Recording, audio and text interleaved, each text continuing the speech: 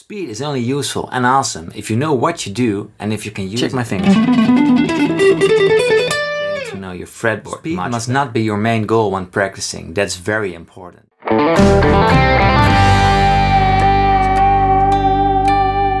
Hi guys and gals, welcome at Tip of the Week number 13, and this lesson is going to be about giving you some insight and tips and tricks about developing speed as well as getting to know your fretboard much better. Speed is only useful and awesome if you know what you do and if you can use it in more than one occasion. Speed must not be your main goal when practicing. That's very important. Speed is something you acquire when practicing to play more accurate and really become aware of every muscle movement you make playing your lick, your run, or your song. And sometimes it's even easier to play fast because minor mistakes can be easily masked by speed, too much gain, too much delay.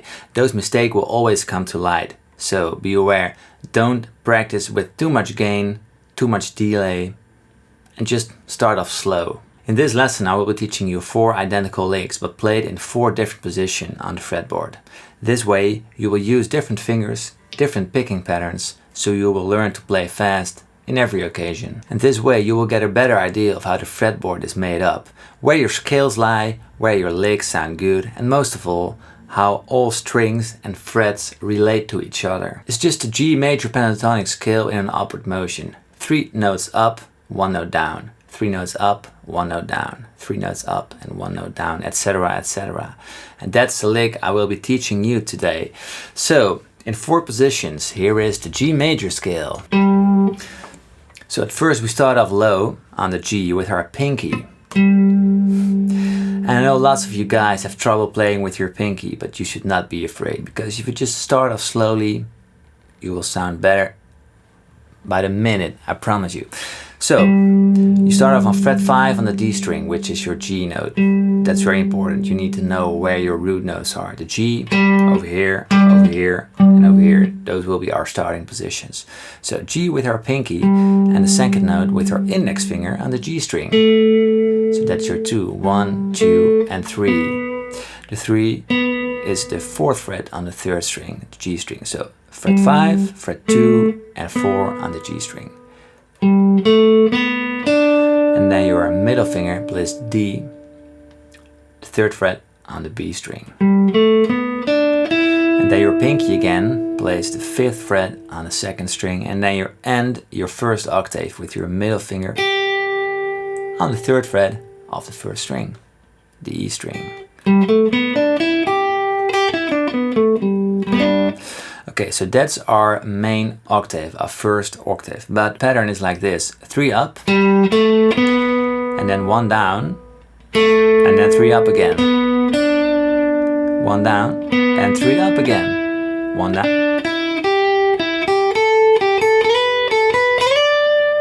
And we're ending on the 5th of the scale, the perfect 5th. So the G, the perfect 5th, is a D, so we're always ending on the D, on this note.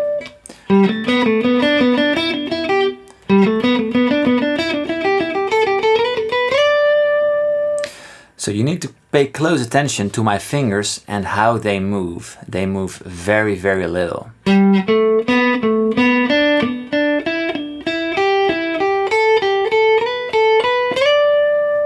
You see?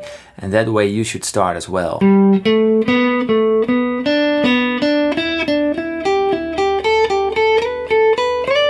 So the way I play this is I change position from the 2nd to the 3rd after the 3rd string. So when I go to the 2nd string, my index finger plays the 3rd fret, my middle finger plays the 4th fret on the 3rd string after that.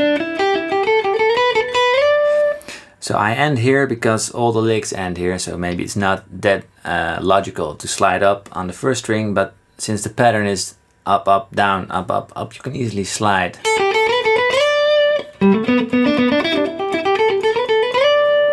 So that's our 1st lick over there, the 1st position I showed you. The 2nd position I'm showing you is over here. Again with the pinky, we're starting with the pinky. So it's from this G shape over here. This is from this G shape, of course. And this is this G shape. Fret 10, I'm first showing you the pattern. Fret 10 on the A string, on the D string, fret 7 and 9. and then fret 7 and 9 again on the G string, and then fret 8, that's our first octave. And then fret 10 on the second string, fret 7 on the first string on the E string, and your pinky plays the D, the 10th fret on the E string. So that's our scale, and the pattern is like this. So again, really start off slowly.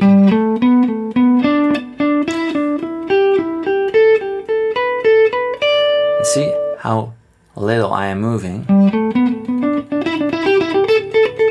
Sometimes I see guys play like this. It hurts my eye because your finger is here and you need to get back. You just have to guess where it will land. And if you just move tiny portions, you can just lift them up and just put them down again at the same spot you were lifting them up. So that's your position over there. So we got, and this will sound exactly the same. Well, a little bit more low end, higher up the neck. Your strings don't sound as trebly as over here. So the next position is going to be over here at fret number 10. Your middle finger plays that note. So on the A string, fret 10 and 12. On the D string, fret 9 and 12. On the G string, fret 9 and 12. On the B string, fret 10 and 12. And you end on the D, on the first string, on the E string. And it is like this.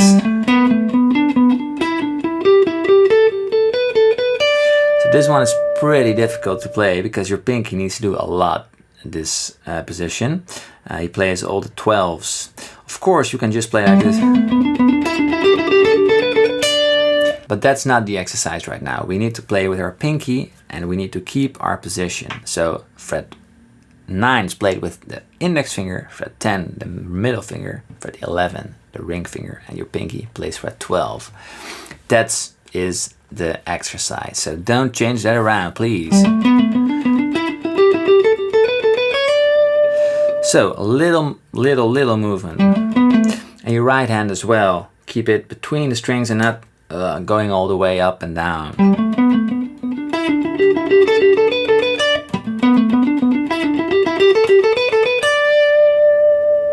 That's the movement you need.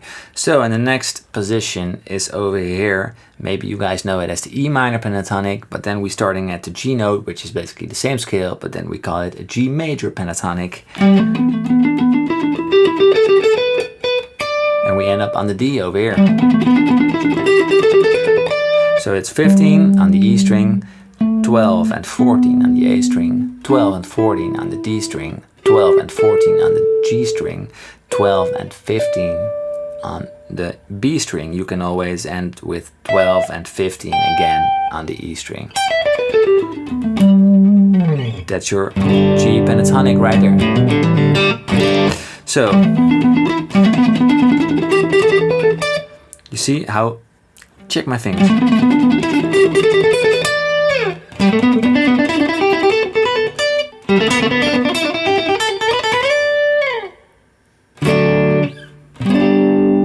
So the thing you need to do is to play every shape at the same speed. So you start off slowly, position 1, position 2, position 3, position 4, and then you gradually build up speed. So you will become faster at more than one place, more than one position, more than one pattern, more than one fingers. So every fingers, and that will definitely help you. And if you want to test yourself, just play every lick with a metronome or a beat. Drum app Loops can help you with that. Check out Android, guys. Sorry, no iOS. Just put it on and just play every lick. The same speed, same BPM.